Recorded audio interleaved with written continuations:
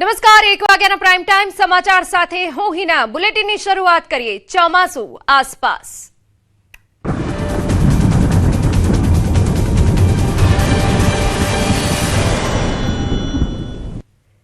ચોમાસા અંગે સૌથી મોટા સમાચાર. ચોમાસાની દેશમાં દસ્તકનું કાઉન્ટડાઉન શરૂ.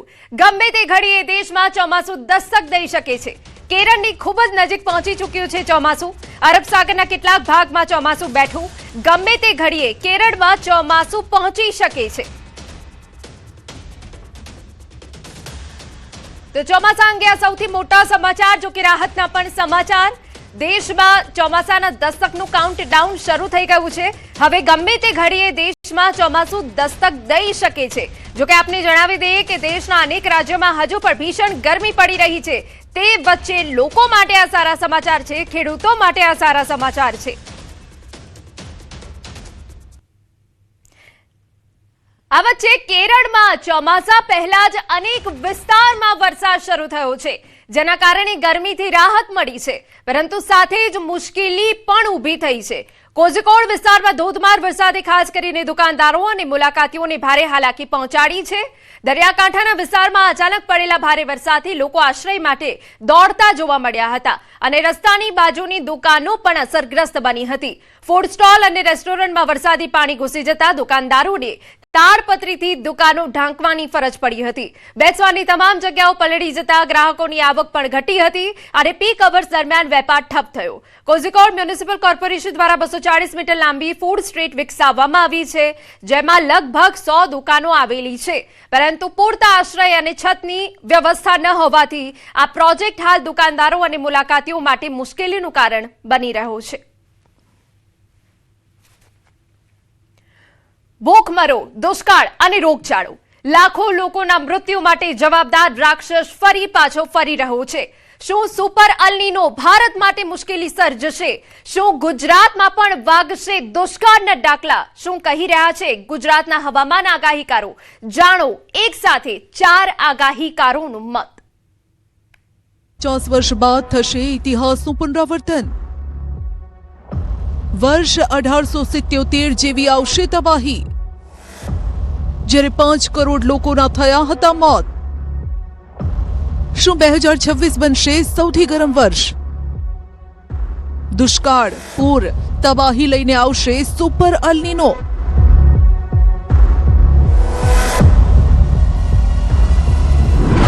સુપર અલ્નીનો એ વિનાશનું બીજું નામ છે. કેટલાક નિષ્ણાતોએ ચેતવણી આપી છે કે વિશ્વ એક શક્તિશાળી સુપર અલ્નીનોની ઘટના તરફ આગળ વધી રહ્યું છે. પેસિફિક મહાસાગરના મોજા નીચે કંઈક એવું બની રહ્યું છે જે આવનારા વર્ષોમાં માનવતા માટે મોટો ખતરો બની શકે છે. આ ઘટના એવી વિનાશક હોઈ શકે છે જેની તુલના 1877-78 ના સમયગાળા સાથે કરવામાં આવી રહી છે, જ્યારે સમગ્ર વિશ્વમાં દુષ્કાળ અને રોગચાળો ફેલાયો હતો. કરોડો લોકો મોતને ભેટ્યા હતા.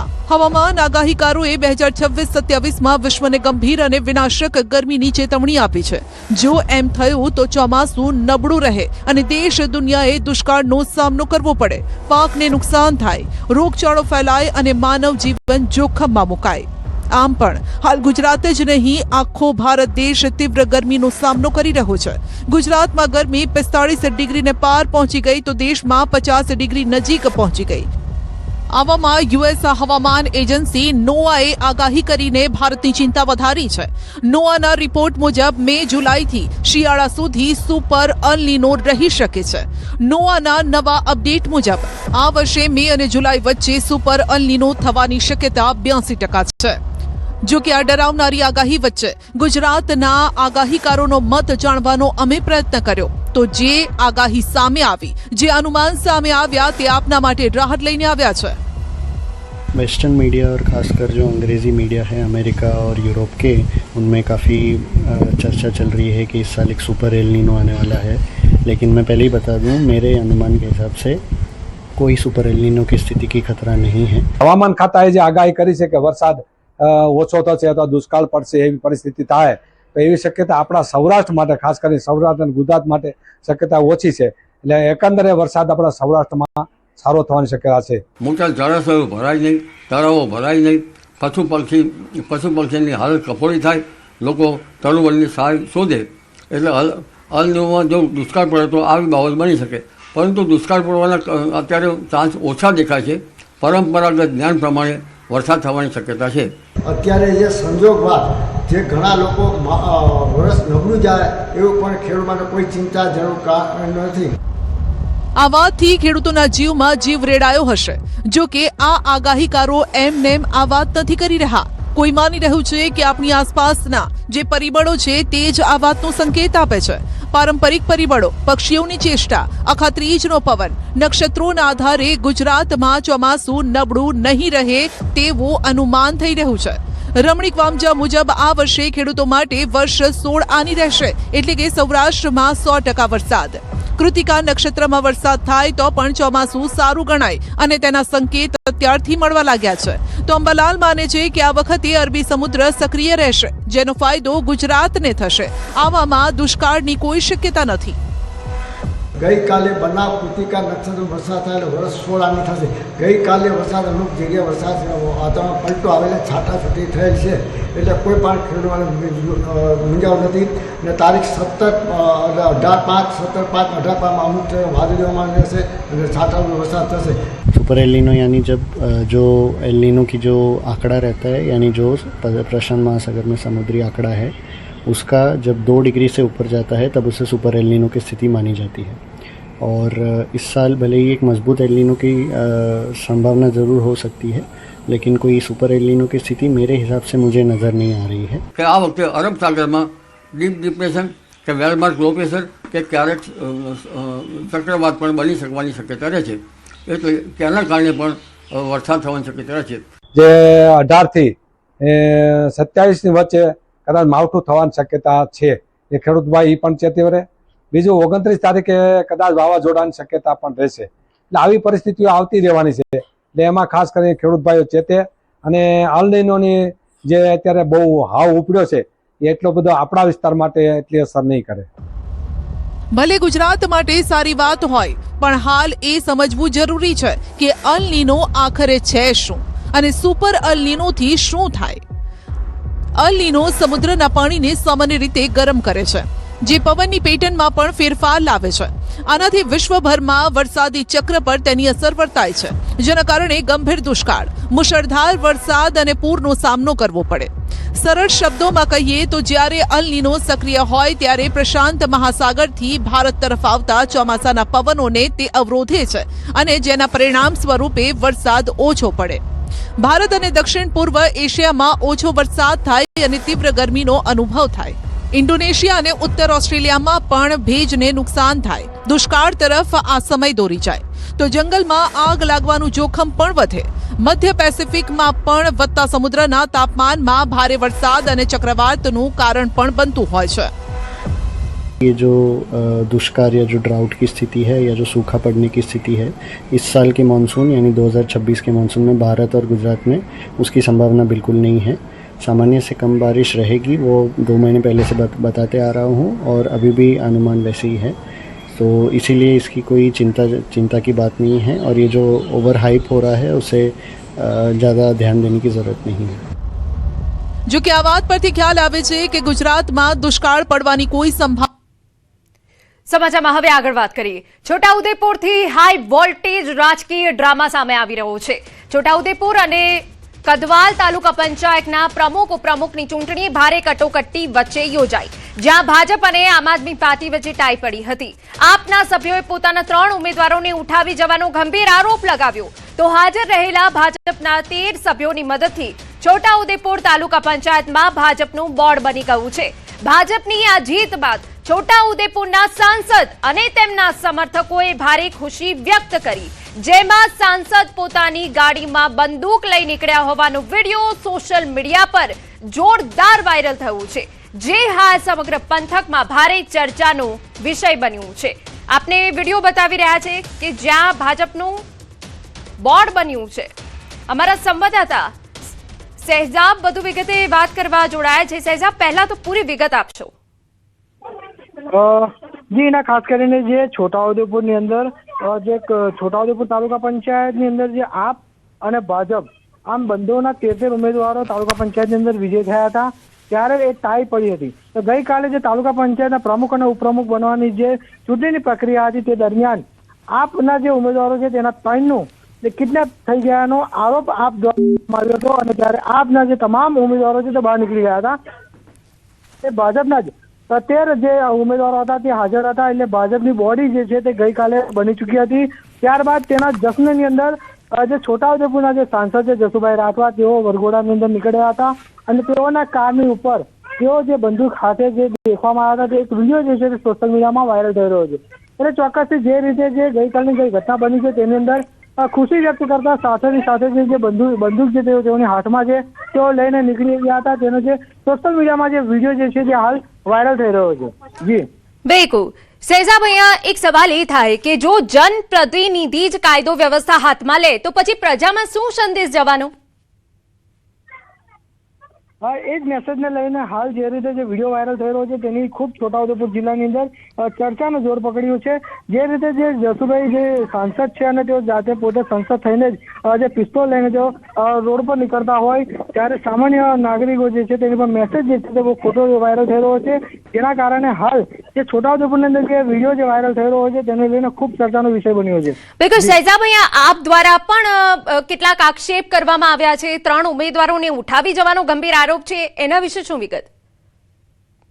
જે રીતે જે ઉમેદવારો હતા તે અંદર હાજર થઈ ચૂક્યા હતા. ગેટ ઉપરથી જે તમામ જે ઉમેદવારો છે આપના 13 ઉમેદવારોને જે ચકાસણી થઈ હતી ત્યારબાદ તેઓને અંદર પ્રવેશ કરી દેવામાં આવ્યો હતો. ત્યારબાદ અંદરના જે સંકુલ છે સંકુલમાંથી આ 3 ઉમેદવારો છે તેઓને ઉઠાઈ જવાનો જે આરોપ લગાવ્યો છે. હાલ ગઈકાલ સાંજ સુધી તો આ 3 જે આપના ઉમેદવારો છે હાલ ક્યાં છે, કઈ પરિસ્થિતિમાં છે કોઈને ખબર નથી.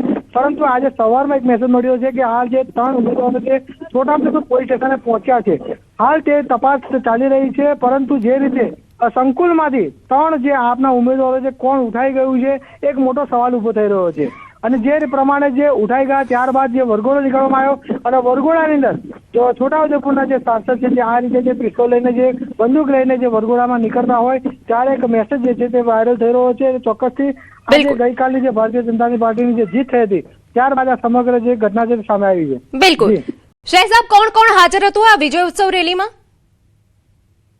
હાલ તો જે રીતે જે રેલી છે ગઈકાલે જે નીકળી હતી તેમાં જે નવા ચૂંટાયેલા જે ભારતીય જનતા પાર્ટીના જે તાલુકા પંચાયતના પ્રમુખ હતા, ઉપપ્રમુખ હતા અને તેઓના જે ઉમેદવારો હતા અને હાલ જે છોટાઉદેપુરના જે તાલુકા શહેરના પ્રમુખ પણ હાજર હતા.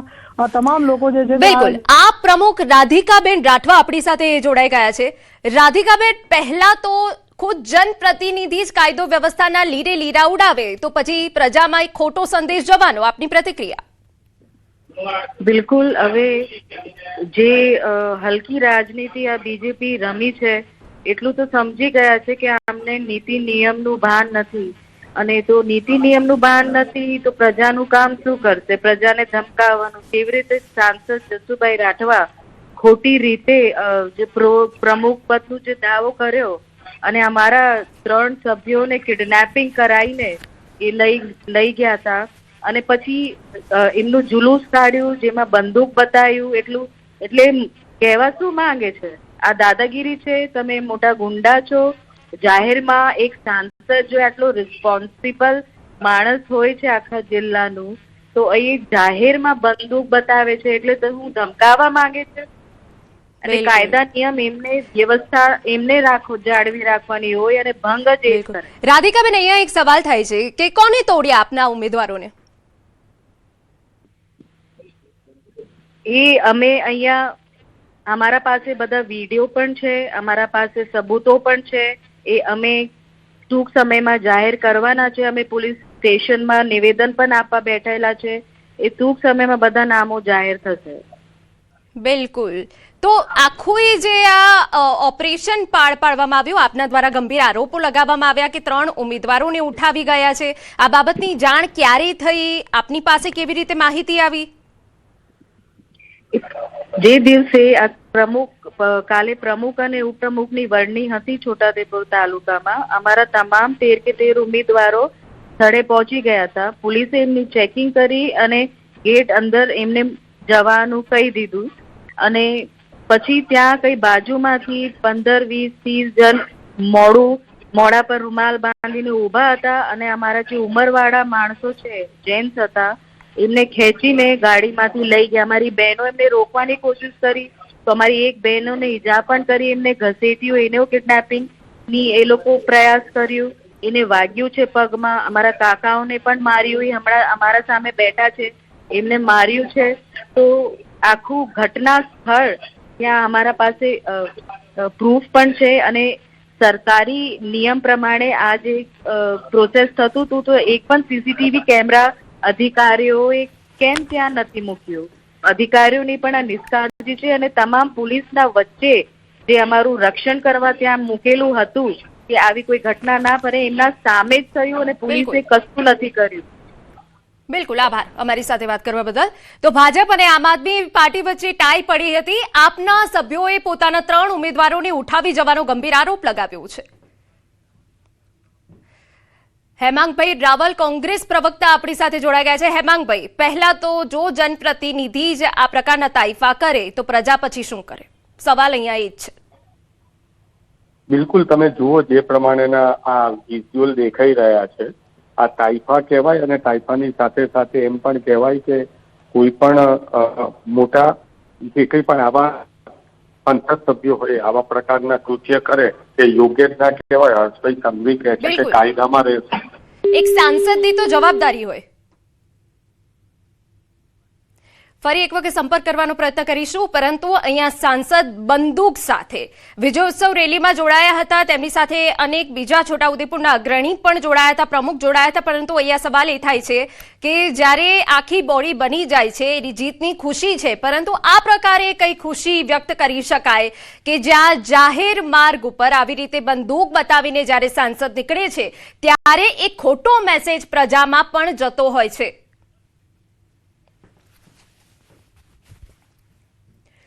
છોટાઉદેપુર જિલ્લા પંચાયત પ્રમુખ પદને લઈ રાજકીય માહોલ ગરમાયો. આમ આદમી પાર્ટી તરફથી રાજેશ રાઠવાએ પ્રમુખ પદ માટે ઉમેદવારી નોંધાવી. જો કે 32 બેઠકોમાંથી માત્ર 13 બેઠકો પર જ આપનો વિજય થયો હોવાથી તેમની બહુમતી નથી. ઉમેદવારી ફોર્મ ભરવાની પ્રક્રિયા દરમિયાન રાજેશ રાઠવા પોતે હાજર રહ્યા ન હતા અને તેમના સ્થાને પ્રતિનિધિ મંડળ પહોંચ્યું હતું. બીજી તરફ પાર્ટીના તાલુકા સંગઠન પ્રમુખે રાજેશ રાઠવા સામે એફઆઈઆર નોંધાવી હોવાની પણ ચર્ચાએ રાજકીય વાતાવરણ ગરમાવ્યું છે. સમગ્ર મામલે જિલ્લા પંચાયતી રાજનીતિમાં તણાવનો માહોલ જોવા મળી રહ્યો છે. અમને ખાતરી છે કે આવતીકાલ જે જિલ્લા પ્રમુખ અને ઉપપ્રમુખની જે વરણી થવાની છે, ચૂંટણી થવાની છે, એમાં ચોક્કસ આમ આદમી પાર્ટીની બોડી બેસે એવું અમે આશા રાખીએ છીએ.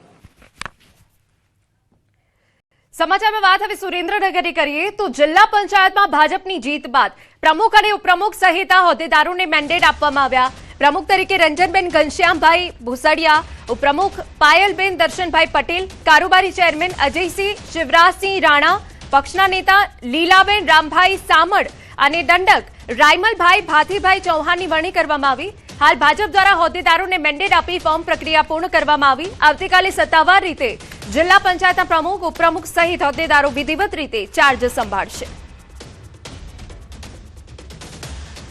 સુરતના બારડોલીમાં તાલુકા પંચાયતી અસ્તાન બેઠક પર આજે પેટા ચૂંટણી માટે મતદાન યોજાઈ રહ્યું છે. ગત ચૂંટણીમાં મતદાન થાય તે પહેલા જ કોંગ્રેસના ઉમેદવાર ધર્મેશ રાઠોડનું દુઃખદ અવસાન થતા આ બેઠકની ચૂંટણી મોકૂફ રાખવામાં આવતી. આ બેઠક પર પુનઃ મતદાન પ્રક્રિયા શરૂ થઈ ચૂકી છે, જ્યાં અંદાજે 6285 જેટલા મતદારો પોતાના મતાધિકારનો ઉપયોગ કરશે. ઉલ્લેખનીય છે કે બારડોલી તાલુકા પંચાયતે કુલ 22 બેઠકોમાંથી 21 બેઠકો પર અગાઉ જ ભાજપનો ભગવો લહેરાઈ ચૂક્યો છે અને આ એકમાત્ર બેઠક પર જંગ બાકી છે. જોકે કાળઝાળ ગરમીની સીધી અસર મતદાન પર જોવા મળી રહી છે અને સવારે 11 વાગ્યા સુધીમાં માત્ર 100% જેટલું જ નીરસ મતદાન નોંધાયું છે.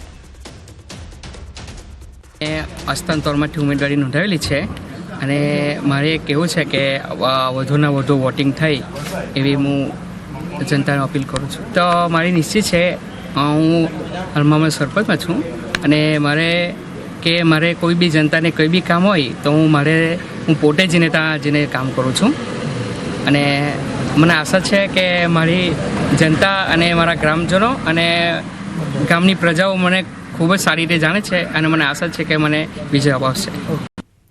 સમાચાર આગળ યથાવત રહેશે. રોકાઈએ એક વિરામ માટે.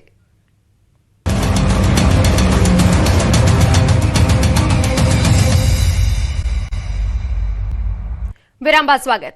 ગ્રીન કાર્ડ માટે અમેરિકાએ બનાવ્યા નવા આકરા નિયમ. અન્ય દેશના નાગરિકોએ ગ્રીન કાર્ડ મેળવવા પાછું તેમના દેશ જવું પડશે. દૂતાવાસ મારફતે જ પ્રક્રિયા પૂર્ણ કરવી પડશે. અમેરિકાના નવા નિયમથી સમગ્ર વિશ્વમાં હાહાકાર મચ્યો. સૌથી વધુ ગુજરાતીઓ ઉપર તેની મોટી અસર પડશે. એક અંદાજ મુજબ 2 લાખ ગુજરાતીઓને પાછું ભારત આવવું પડશે. ભારતમાં આવી ફરીથી ગ્રીન કાર્ડ માટે અરજી કરવી પડશે. અત્યાર સુધી અમેરિકામાં ગ્રીન કાર્ડ મેળવવું સરળ હતું. ગ્રીન કાર્ડની પ્રક્રિયામાં એકાએક મોટો સુધારો કરવામાં આવ્યો. હાલ અરજી કરનાર લાખો ભારતીયોનું ભાવિ બન્યું અંધકારમય. અમેરિકાએ અગાઉ ઇમિગ્રેશન નિયમ અંતર્ગત 85,000 વિઝા રદ કર્યા છે. 1.5-2 લાખ 2.5 લાખ જેટલા ગુજરાતીઓને પણ આની અસર થશે. દર વર્ષે લગભગ હું માનું છું 50,000 જેટલા ભારતીયોના ગ્રીન કાર્ડની અરજીઓ થતી, ગ્રીન કાર્ડો અપાતા. હવે એ 50,000 વ્યક્તિઓને તો સીધી અસર થઈ ગઈ કે એના જે એડજસ્ટમેન્ટ માટે એમને જે અરજી અમેરિકામાં કરી હતી એ લોકોએ ફરજિયાત ભારતમાં આપવું પડે. ભારતમાં જ એની પ્રક્રિયા થાય, એની જે કોન્સ્યુલેટ એની જે એમ્બેસી હોય એના દ્વારા, અને પછી ત્યાંથી જ્યારે જો એનું વિઝા સ્ટેટસ એડજસ્ટમેન્ટ થાય ત્યાર પછી જ એ લોકો અમેરિકામાં પ્રવેશ કરી શકે. બુટલેગરો બેફામ, હવે દરિયામાં દારૂની હેરાફેરી. દમણ દરિયામાંથી શંકાસ્પદ બોટ ઝડપાઈ. દમણ પોલીસની કાર્યવાહી. શંકાસ્પદ બોટમાં દારૂની હેરાફેરી થતી હતી. બોટમાં સવાર 2 શખ્સોની અટકાયત. દમણથી ગીર સોમનાથ સુધી દારૂ લઈ જવાનો હતો પ્રયાસ. દરિયામાં પોલીસે પીછો કરી બોટ ઝડપી પાડી. અમદાવાદમાં વંદે માતરમ માર્કેટ પાસે આવેલી એક મોબાઈલ દુકાનમાં મોડી રાત્રે ચોરીની અનોખી ઘટના બની. બાઇક પર હેલ્મેટ પહેરીને આવેલા એક શાતીર ચોરે અત્યંત શાંતિથી દુકાનનું શટર તાળું તોડી અંદર પ્રવેશ કર્યો. દુકાનમાં પ્રવેશ્યા બાદ તેણે ચોરીને એટલી આરામથી અંજામ આપ્યો કે જાણે તે પોતે દુકાનનો માલિક હોય. ચોરી કર્યા બાદ પકડાઈ ન જાય તે માટે તેણે શટર ફરીથી યોગ્ય રીતે બંધ કરી ઘટનાસ્થળથી ફરાર થયો. સમગ્ર ઘટના દુકાનમાં લાગેલા સીસીટીવીમાં કેદ થઈ. સીસીટીવી ફૂટેજના આધારે સોલા પોલીસે ગુનો નોંધી તપાસ હાથ ધરી છે. વડોદરાના બિલ ગામમાં નવીન બનેલા રોડના કામો સામે સ્થાનિકોમાં ભારે રોષ ફાટી નીકળ્યો.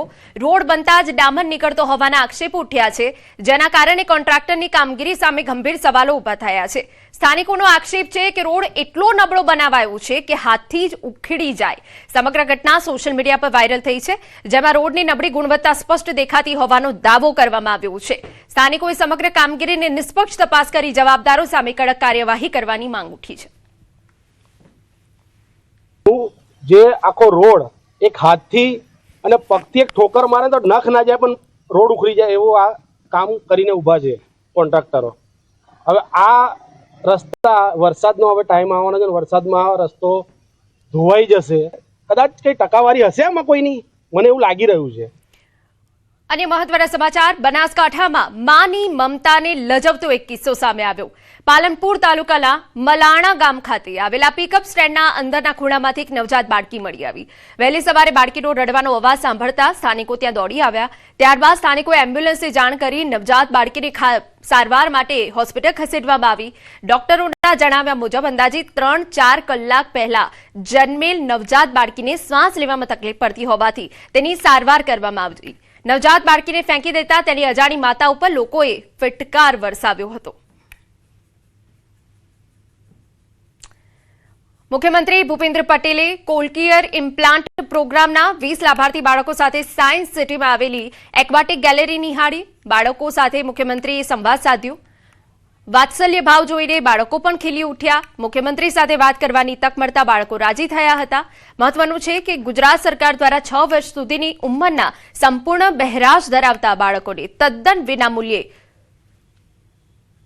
કોક્લિયર ઇમ્પ્લાન્ટ કરી આપવાનો આ પ્રોગ્રામ છે. કોક્લિયર ઇમ્પ્લાન્ટ અત્યંત મોંઘી સર્જરી હોવાથી સામાન્ય પરિવારો માટે તે અશક્ય હોય છે, પરંતુ આ પ્રોગ્રામ હેઠળ 3,05,000ની કિંમતનું સ્પીચ પ્રોસેસર વિનામૂલ્યે સરકાર આપે છે. વર્ષ 2014થી શાળા આરોગ્ય કાર્યક્રમ અંતર્ગત આ ઉમદા સેવા યજ્ઞ શરૂ કરવામાં આવ્યો હતો. અત્યાર સુધીમાં 3,500થી વધુ બાળકોમાં કોક્લિયર ઇમ્પ્લાન્ટ કરવામાં આવ્યા. કેન્દ્રીય મંત્રી મનસુખ માંડવિયાનો અલગ અંદાજ જોવા મળ્યો. કેન્દ્રીય મંત્રી મનસુખ માંડવિયા રમ્યા કબડ્ડી. ગાંધીનગરમાં મનસુખ માંડવિયાએ કબડ્ડી રમી. મંત્રી મનસુખ માંડવિયા સાથે મેદાનમાં ખેલાડીઓ ઉતર્યા. સ્પોર્ટ્સ ઓથોરિટી ઓફ ઇન્ડિયાના કાર્યક્રમમાં હાજર રહ્યા હતા. ખેલાડીઓ સાથે કબડ્ડી રમીને તેમનું મનોબળ વધાર્યું. સમાચારમાં વાત હવે વડોદરાની કરીએ તો માથાભારે તત્વોનો આતંક સામે આવ્યો. પાંજરાપોળ લઈ જવામાં આવતી ઘેટા બકરા ભરેલી ટ્રકને રોકી કેટલાક શખ્સોએ પોલીસ સાથે ઝપાઝપી કરી. જુબેર પઠાણ નામના શખ્સે સોશિયલ મીડિયા પર લાઈવ કરી ટોળું ભેગું કર્યું અને 5 જેટલા વાહનો અટકાવી હાઈવે પર બબાલ મચાવી હતી. ટોળાએ ટ્રક અને પોલીસની ગાડી સામે સૂઈ જઈ વિરોધ નોંધાવ્યો હતો. નડિયાદમાંથી પકડાયેલા 1020 ઘેટા બકરા વડોદરા લાવવામાં આવી રહ્યા હતા ત્યારે આ ઘેટા બકરા અમારા છે કહી હોબાળો મચાવ્યો હતો. સમગ્ર મામલે હરણી પોલીસ મથકે સરકારી કામગીરીમાં અડચણ અને અન્ય કલમો હેઠળ ગુનો દાખલ કરવામાં આવ્યો. વડોદરાના ગોરવા પોલીસ સ્ટેશન વિસ્તારમાં પતિ પત્ની વચ્ચેનો વિવાદ ગંભીર સ્વરૂપે પહોંચ્યો. પત્નીએ અસામાજિક તત્વો સાથે મળી પતિને પોલીસ ચોકીમાં જાનથી મારી નાખવાની ધમકી આપી અને મારપીટ કરી હોવાનો મામલો સામે આવ્યો. ઇલોરા પાર્ક પોલીસ ચોકી ખાતે પત્નીએ અન્ય શખ્સો સાથે મળી પતિને થપ્પડ મારી હોવાનો આક્ષેપ છે. સમગ્ર ઘટનાને લઈ ગોરવા પોલીસે 4 આરોપીની ધરપકડ કરી છે. નોંધનીય છે કે અગાઉ પત્નીએ પતિ અને સાસરિયા સામે શારીરિક તેમજ માનસિક ત્રાસી ફરિયાદ નોંધાવી હતી, જે મામલો હાલ કોર્ટમાં ચાલી રહ્યો છે.